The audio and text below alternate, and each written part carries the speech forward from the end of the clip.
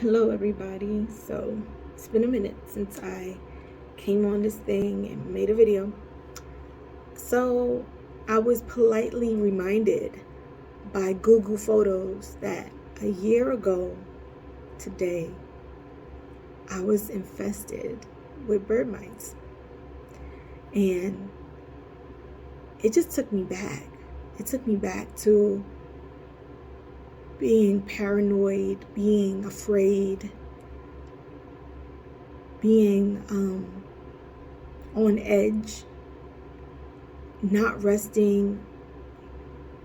You know what I'm talking about. It consumed me. And I was just reminded by Google Photos that this is where you were a year ago, and what a difference a year makes. So I came on here just to say to people, have faith that this will get behind you. This too shall pass. And I want y'all to stay healthy. Try mental health. That's what I meant by saying healthy.